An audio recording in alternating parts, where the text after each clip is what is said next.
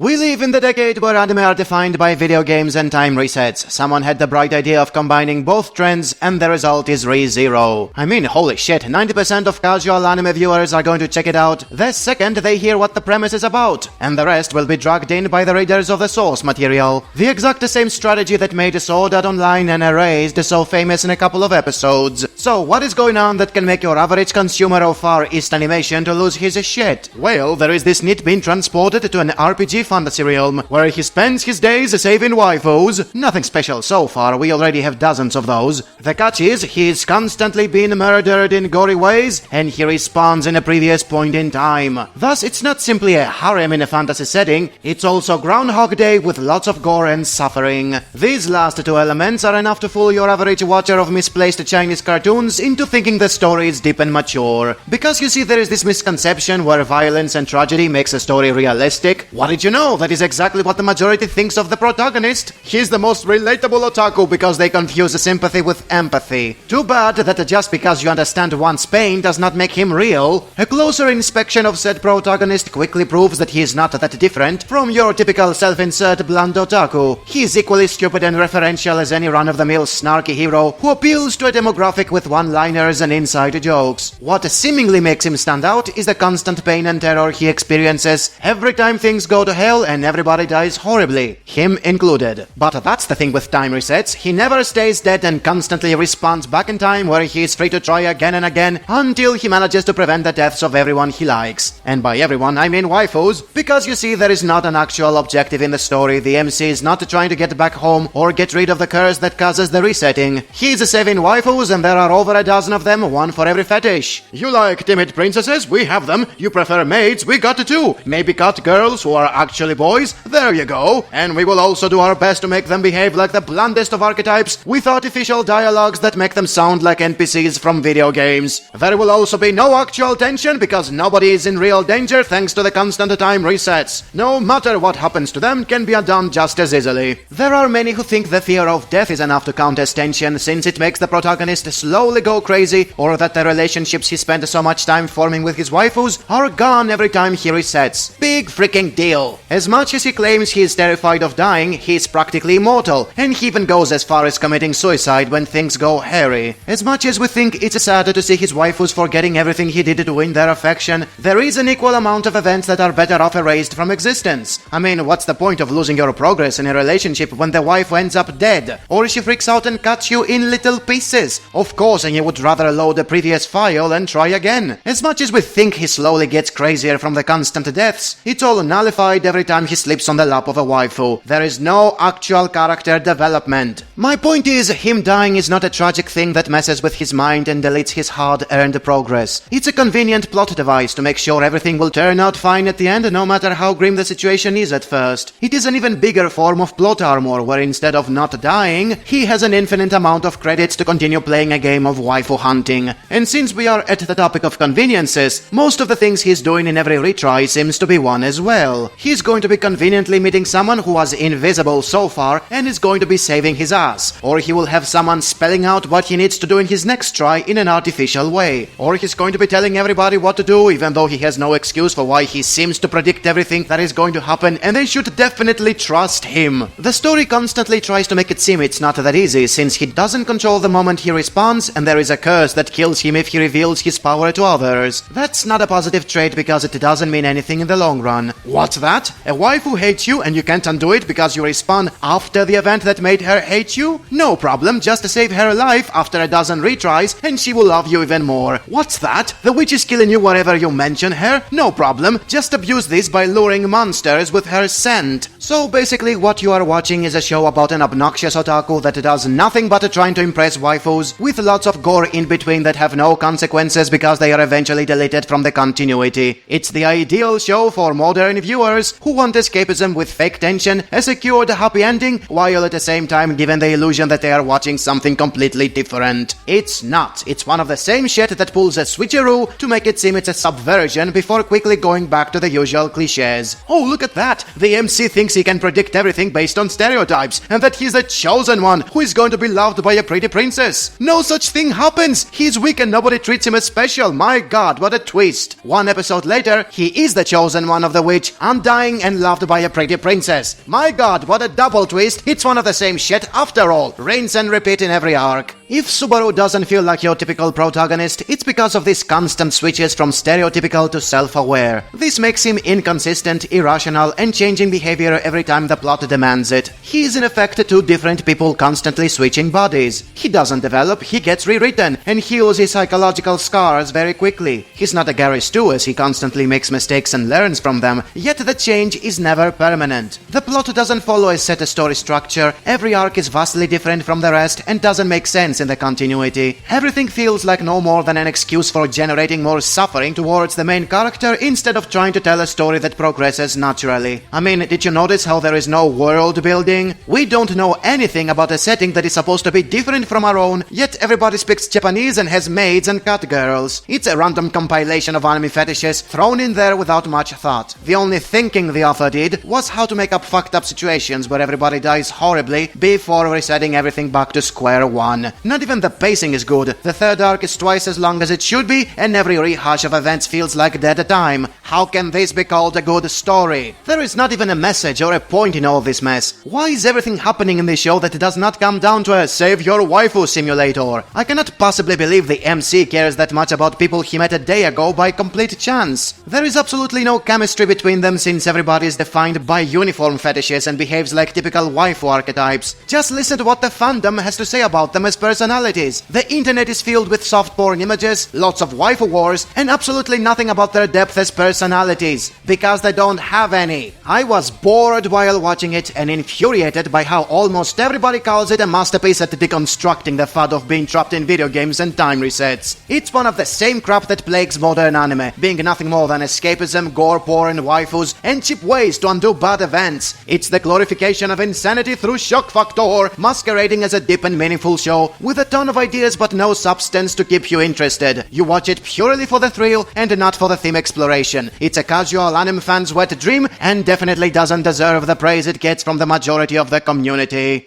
Do you know when a show is overrated? When you go to Reddit and you find over a dozen topics about it, overpraising it as a new masterpiece. They were all made in the same day and they are all calling it amazing. Yeah, just like they did with Akame Kill, Sword Art Online, Erased, Zankyo no Terror. What did all these things have in common? They were shit. And this one is shit too. And the reasons are always the same as well. Do you know why they always do that shit every time an episode seems to be amazing? Because the bar is really low. This episode exceeded my expectations. Higher than Boku no Hero Academia. Well done, ReZero, for that. Really high expectations there, man. Do you know what all these people have in common when they hype this sort of things? I'm just a big sucker for psychological themes. What do they mean by psychological? The psychological, mentally unstable themes. Confusing psychological with dementia. Psychological is when you are affected emotionally by something that happened around you. Let's say, oh, my cat died, I feel sad.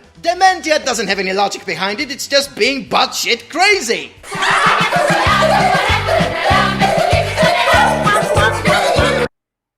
I sure hope no one's gonna make a gif out of this thing. What else is there? The way it was done was so tasteful, it was so cringy, the right type of cringe. Believing cringe means good taste. The rim suffering is just too great, and oh my god. Twisted, mangled body, and then says I love you in his arms before she dies. Fucked up tragedy. That is some tragic shit. Getting a boner out of urge. When it came to the insane madman that is like the leader of the witch's cult, crazy in one moment and very stern and serious in the next. Thinking insanity is good characterization. Someone that can be happy and smile at you and, be your friend and hug you, the next moment he's shoving a fucking knife in your back. It was just that good. Loving yanderes even though they would all shit their pants if they ever seen one in real life. This reminds me a lot of Tokyo Ghoul, like when it comes to the insanity, to the psychological trauma. It is why I love Tokyo Ghoul. Adoring torture as character development. I think it's just so unfair to really compare any other girl to Rim. Shipping wars! it really just opens your eyes up to how good of a character she is. And I mean, how can Amelia really compete with a character like Rem? Yeah, man, that would require 3 extra lines of more characterization. That's impossible. I don't see much wrong with this episode. No critical thinking. That was honestly something that would make any normal man go crazy. He's constantly died, brought back, and has to relive these different events and see people die around him. Refusing to accept there is no character development when you have time resets. And it's not like he can really avoid these things either. Even if he was to die, he would just get reset with good health once again, but he'll still remember it, and his mind's slowly taking a fucking hit. He's obviously going to recover just like he did in all the previous times he died, duh. It reminded me of the Eclipse, just like what Griffith did to Casca. More like what the visuals did to the show. Also, there are no time resets in that series, so no, it's nothing like Berserk. And now let's clarify why truly all these people like this sort of series. I just love crazy characters. It's because it's just so fascinating to figure out what they're going to do next, because they're so unpredictable. You can't really guess what route they're going to take, because they're just that crazy. Oh, there you go, because they are unpredictable, there is no way to understand what will happen next, because there is no logic behind it. You can only guess it by complete chance. That made me start thinking. It really made me start thinking. It makes you think all the excuses you need to be a pretentious overthinker. The crazy man is giving a lecture to Subaru and telling him he's not really insane. And I'm like, did our character just get fucking exposed? Yes, he did, because the writer was self-inserting himself at that point. Kind of emphasizes what the writer of the series has been trying to do for these past couple episodes. He was saying anything he wanted to say through a bipolar character. A sign of lazy exposition. We now know that Subaru reset to the point after the conversation with Amelia. He cannot run from what happened. The writer is not negating the development that Subaru can get from this scene. He can't redo some of the things he's already done. That's indeed a very good point. The problem is there are no rules to when exactly he goes back to, therefore it's all random shit just like they were in Erased. That was really fucking good. Oh, Chibi, you and your famous quotes. Here is a very fitting song just for you. You say you never had it so good. You never had it so good. You never had it so good. If One Punch Man saved anime once again, then ReZero must have resurrected it. ReZero revolves around your average anime protagonist, a shut-in who lives a boring, uneventful life. The main reason why this anime really is above the rest is that Natsuki Subaru is unique. Instead of wanting to return, Subaru kind of just says fuck it. Only he retains memories. All the things he did, all the memories shared with Amelia, Rem, and Ram are non-existent to them. And boy, does that blow. If you haven't watched Death Parade, I suggest you watch that shit right now, because it illustrates that beautifully. ReZero doesn't feed you what you want to eat, but instead something that would taste even better. This, or this. So what makes ReZero different from the rest? Kicks them in the nuts, stabs them in the torso, cuts their head off, kidnaps them, and slaughters everyone precious to him, including a girl who loves him, and making said girl into a human square knot. Oh, and did I mention eyeball licking? This is one of the few anime that touches on the idea of selfish and selflessness. The relationship that exists between Rem and Subaru feels authentic. You've experienced progress between Rem and Subaru. That is why ReZero is perfect. I'd like to use Guilty Crown and Sword Art Online as references. I want to say that I honestly love both of these shows and enjoy the hell out of them. This is probably gonna be one of my final videos. Final videos of ReZero. There's one thing I hate so much about being an anime fan or manga fan. Dying Virgin? It's that all things must come to an end. How about all the things that will never happen, like him becoming critical? When you really get into something, you have it weekly. Because they're actually weekly. And when it's finally gone, you cannot look forward to every single week of something new from that said series you like. I want to see some damn Bankais, goddammit. Complex characters and themes. It just had so much things that stood out from this year of anime. Because Orange is not about time resets, or we don't have one on every season. Not having a shit ton of fan service just to keep the audience's attention. Because a dozen waifus and constant torture is not fan service for edgelords. I was overwhelmed by how much character development this man got. Not repeating the same mistake. Character development. Pick one. But nobody ever calls him out on it because it seems like it's natural. It seems like it's normal. I am an otaku. Who are you to talk about moe? You don't even know the first thing about it. It usually feels like the character is just handed everything on a silver platter, and then they're fine. He has that plot armor, he has that silver platter to where he can literally accomplish anything. Time resets. He struggles for it. It's not like it's just handed to him. You get to see this man go through so many emotions of how he has to literally fight for what he wants. He managed to accomplish that with his own feats. And that is why he was using all his others to win all his battles. That's what the entire point of the series was, to save the person he loves and fight for them and continue living. All 12 waifus of them, after one day he met them. Literally, Subaru is the deconstruction. His personality is fucking shit. He has an awful personality. He's a really big scumbag. So, if your personality is shit, you're not an asshole, you're a deconstruction. Hey, wait a second, that means I'm a deconstruction! How he finds himself and actually realizes his mistakes and what was wrong with himself, and then actually admits what is wrong and trying to overcome it. That was such beautiful character development. I am a 33-year-old Greek with no job, no wife, no money, no hair, and still living with his parents who are ashamed of their son being worthless to society. Even Chibi agrees I have lots of character development. In this video, I will expose 10 things the ReZero tards got wrong about a Subaru, starting with how relatable he is because he is flawed. Holy shit, he's flawed, just like pretty much every character in fiction nowadays? That's a big plus there, mates. Oh, and by the way, do you know how easy it is to be relatable even if you are not flawed? Superman was relatable during the 1930s and the guy was a Gary Stu. Also, do you know how many called Kirito from SAO to be relatable because he was an antisocial gamer who is victimized by everybody, even though he is perfect in everything he is doing? So cut this bullshit about being relatable is a big plus. It means nothing when you can relate to pretty much everything for any reason imaginable. Also, why exactly is everybody calling Subaru an average man with no superpowers, which is a big part of what makes him relatable, when he's a NEET? Since when did the average protagonist become a worthless piece of shit? Are you sure it's not you guys projecting yourselves onto him? It says a lot when the majority of anime viewers call someone average, simply because he's not working just like them. No wonder they were also calling Kirito an average protagonist, for simply being a cookie-cutter light novel self-insert. Bottom line, Subaru is not average at all.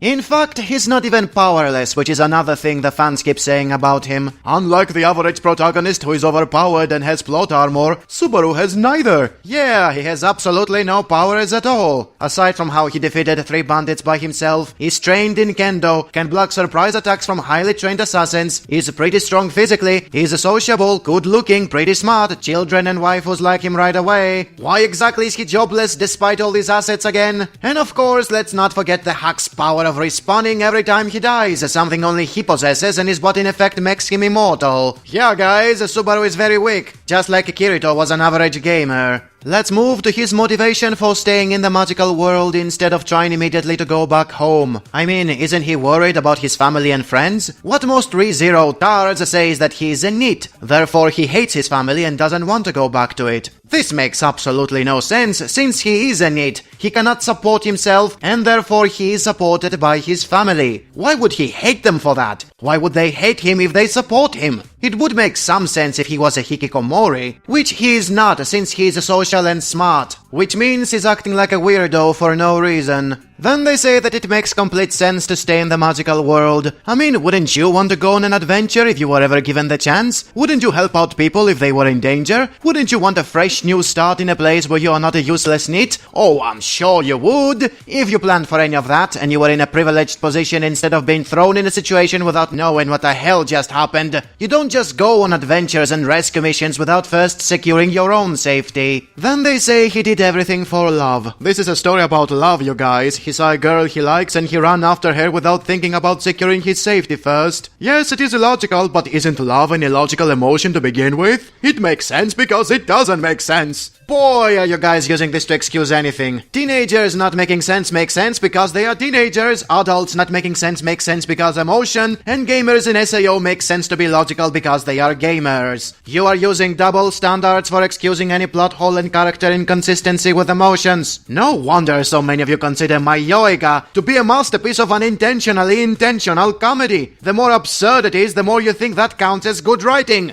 And boy, is the writing of ReZero terrible. You don't need to look any further than how there is zero explanation about the world and the protagonist's backstory. Of course, and the fans are making up shit to explain what the hell is going on. The show doesn't explain anything, so they are using fanfiction as their only way to fill the gaps. And the best part is that they insist that the story is still in its introduction phase, and thus it doesn't need to explain anything. 26 episodes, and we are still in the introduction. Holy shit, you guys, what comes next? It gets really good after 300 episodes? You otherwise bitch about the early episodes of One Piece being slow and boring, when they told me everything there was needed to be told about the world and the backstories. ReZero did absolutely nothing. But it's not like the ReZero tards can tell the difference, since they think Subaru has lots of character development because he's learning from his mistakes. Since when does not repeating the same mistakes counts as character development? Learning is a big part of it, alright, but it means nothing if you don't have a permanent change in personality or perspective. None of that happening in the show. Consequences are erased with time resets, and the freakouts Subaru is having are going away every time he sleeps on the lap of a waifu. Just compare the first and last episodes and see how he is still the same person, going after the exact same waifu. Zero character development. This next part is self-explanatory, just listen to this pretentious overthinking analysis that is somehow supposed to make the show deep.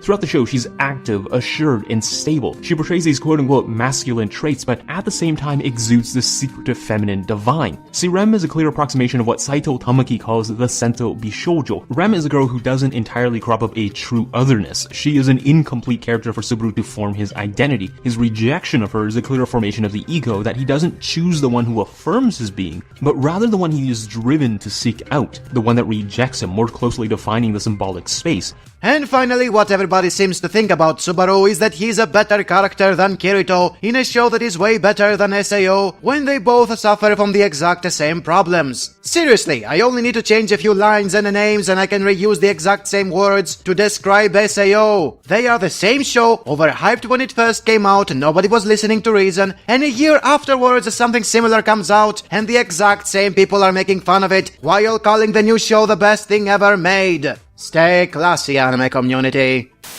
So, I got this comment from a ReZero tard who spoils what happens next as means to prove why I don't know shit about how amazing it is. So basically, Subaru became friends with the evil witch, and she fell in love with him, and to show her love, she gives him amnesia to forget the whole thing. What? So the witch gives him the power to respawn until he kills her. She wants to die because she loves him, and she wants to die by him, so she gives him amnesia and the power to respawn. What? So as you see, I'm not allowed to talk about the anime if I haven't read the light novel, which clearly proves the amazing depth of the plot and how everything makes sense. What? Furthermore, there is no harem because Subaru loves only one girl. Yeah man, that's exactly why he commits suicide a dozen times in the next arc, because his wife will make this comatose. By the way, Love Hina and Oh My Goddess are also harems, despite the lead loving only one girl. It's because they are support harems and not balanced harems. But what do I know? Also, no waifu bait in the show is after his D besides Rem, and even she had a good reason for it. But you said the witch loves him as well, and so does Satala, and so does the trap. How is that not a harem? I guess we all have to read the light novel to find out. Oh wait, we can't, because there is no light novel to read. The rest of the story is still in untranslated web novel format, and thus a ReZero tard proves without a doubt why a light novel that doesn't exist is flawless in writing, and that I don't know shit about what makes a good story. What?